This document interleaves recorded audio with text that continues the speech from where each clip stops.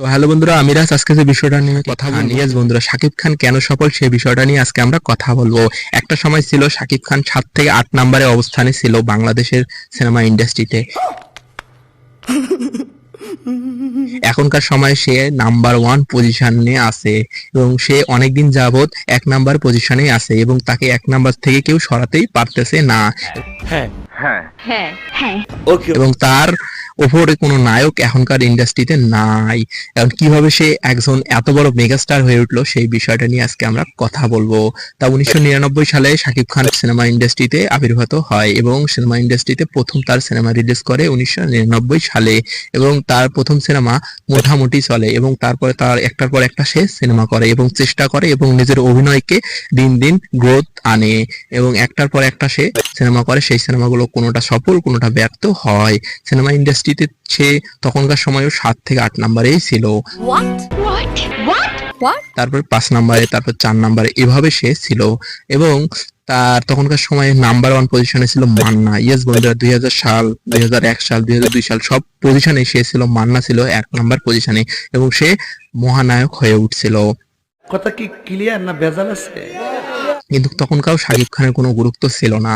এবং শাকিব খান কিভাবে সুপারস্টার হয়, শাকিব খানের একটা সিনেমা রিলিজ করে, সেই সিনেমার নাম হলো পিয়া আমার পিয়া। সবাই হয়তো মনে আছে পিয়া আমার পিয়া সিনেমাটা কিরকম কালেকশন করে এবং সিনেমাটা রেভলিউশন ঘটিয়ে দেয় এবং বাংলা ইন্ডাস্ট্রিকে পুরো কাঁপিয়ে দেয় এবং সিনেমাটা দুর্দান্ত লেভেলের একটা কালেকশন করে, সবার দর্শক কে অনেক ভালোবাসা পায় এবং সিনেমাটা ব্যাপার চলে এবং তারপর থেকে সে সুপারস্টার হয়ে ওঠে এবং একটার পর একটা সিনেমা করতে থাকে এবং তারপরে একটার পর একটা সিনেমা তার চলতে থাকে।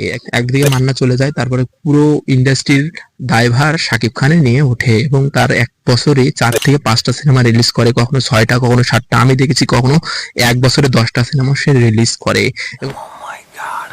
সঠিক বলেছে। এবং প্রতিটি সিনেমায় কম বেশি তার চলে এবং প্রতিটি সিনেমায় কম বেশি তার সিনেমা গ্রোথ আনে এবং প্রতিটা সিনেমায় তার দুর্দান্ত লেভেলের কালেকশন করে। সিনেমা ইন্ডাস্ট্রিতে সে একটা মহারাজা হয়ে ওঠে এবং সে তার অবস্থান 1 নম্বরে নিয়ে যায় এবং তারপর থেকে তাকে আর 1 নাম্বার থেকে কেউ সরাতে পারে না। 2010 থেকে 2012, 2013 সালেও সে 1 নাম্বার পজিশনেই থাকে।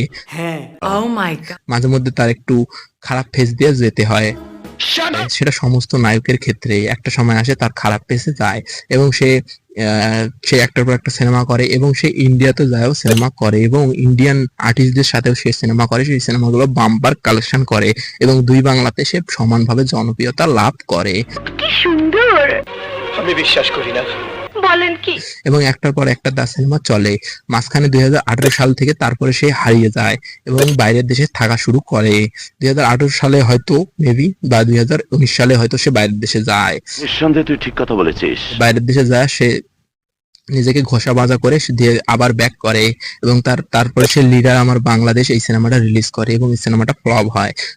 তারপরে সে কামব্যাক করে প্রিয়তমা সিনেমার মাধ্যমে। তারপরে তার প্রিয়তমা, তার তুফান, তারপরে তার যতগুলো সিনেমা রিলিজ করে সবগুলো সিনেমা বক্স অফিসে সাফল্য লাভ করে এবং প্রিয়তমা সিনেমা, যেটা সিনেমা বাংলা ইন্ডাস্ট্রির ইতিহাসে রেভলিউশন ঘটে যায় এবং সেই সিনেমা অনেকগুলো রেকর্ড তৈরি করে এবং শাকিব খানকে নতুন শাকিব খান হিসাবে আমাদের সামনে পরিচালনা করে এবং অভিনেতার দিক থেকে সে মানে শাকিব খান ওই সিনেমায় দুর্দান্ত লেভেলের অভিনয় করে। লাস্টের 20 মিনিট সিনেমাটা অস্থির হয় এবং তারপরে তার তুফান আছে, তুফানও ব্যাম্পার কালেকশন করে, তারপর একটার পর একটা সিনেমা তার কালেকশন করে এবং তাণ্ডবের মাধ্যমে তাণ্ডব সিনেমার মাধ্যমে তাকে মেগাস্টার ট্যাগ দেওয়া হয় এবং সে তাণ্ডব সিনেমাতে মেগাস্টার ট্যাগ ব্যবহার করে এবং তারপর থেকে সে মেগাস্টার হয়ে ওঠে এবং সে অনেক আগে মেগাস্টার হয়ে ওঠে।